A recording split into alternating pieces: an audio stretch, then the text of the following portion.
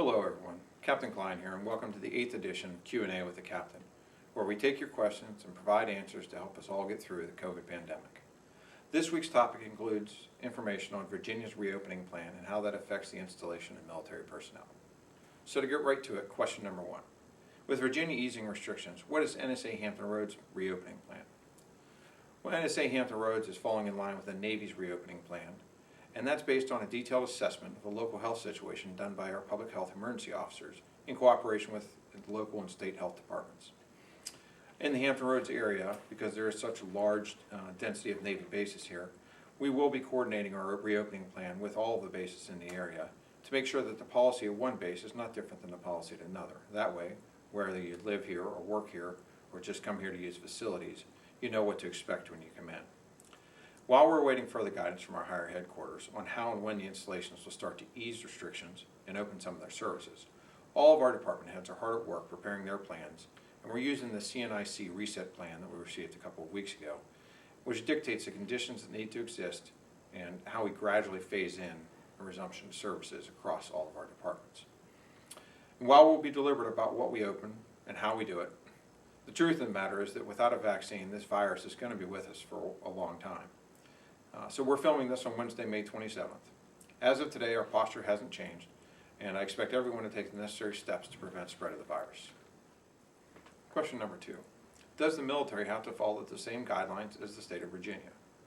Well, although the state of Virginia has eased some restrictions and activities may be available under the state's phased approach, NSA Hampton Roads follows Department of Defense and U.S. Navy direction and policies. There will likely be differences between the service posture on the installation and the posture authorized by the state's reopening guidance. And there will be continued limits on service members that restrict their activities in the local communities. A good example of this is that we remain in health protection condition Charlie, as we've discussed previously. So military personnel are only authorized to transit to and from work and to make stops for essential services such as medical care, groceries, or pharmacies.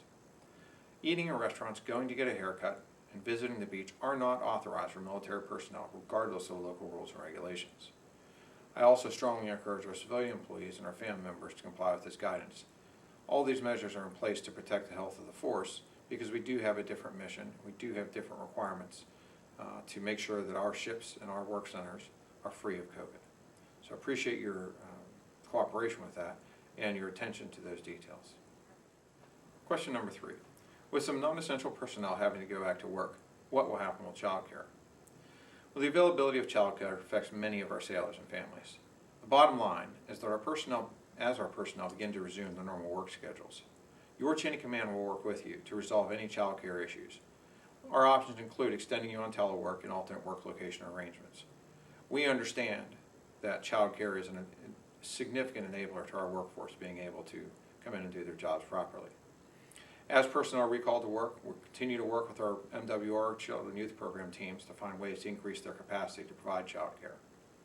Now, as you're all aware, when the national emergency was declared in March, the DoD was very progressive, ensuring that those who identified in the CDC high-risk category had the option of going to a maximum telework or weather and safety leave posture if they didn't feel comfortable coming into their normal work location. One of the big changes that will increase child care capacity will be when the medical and workplace conditions are set that there are personnel who identify in a high-risk category to come back to work. Until our full workforce is back, though, and we begin to open up care to families, we will have a prioritization method in place to ensure that those who need the care the most are able to get it. And that starts with our medical personnel, our CYP staff, who have a priority when they work in the CYP to provide care, and our single military parents. So until we're at full capacity, our classrooms remain in a single ratio and a reduced size. And you can also expect procedural changes at our centers to protect our parents, children, and care providers as we do increase the care at our child development centers. We recognize across the enterprise how critical child care is to meeting our mission, and we're taking steps to ensure that we can meet the demand as the fleet gets back to business. Question number 4.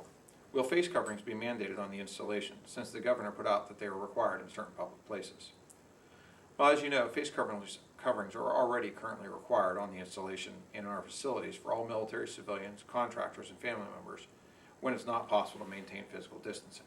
So that policy will continue to be in place, and as naval installation, we'll continue to follow Department of Navy and Department of Defense guidance. Our policies most likely will be influenced by the state policies, but they are independent of what the governor declares.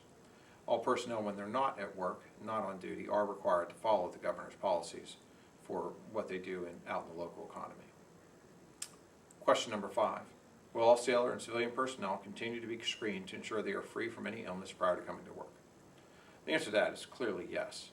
Our command, in addition to all commands on the installation, are currently screening personnel prior to their entry into the buildings.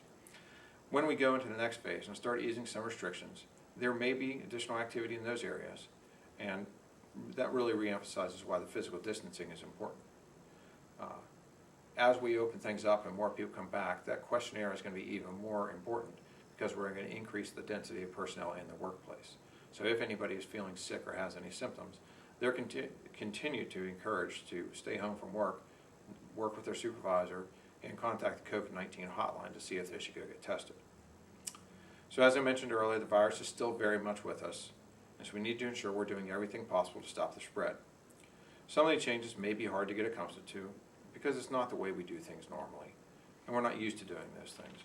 But I encourage you to continue to follow these preventative measures so that we can all stay healthy and eventually get back to whatever our new normal way of life looks like. That's all for this week.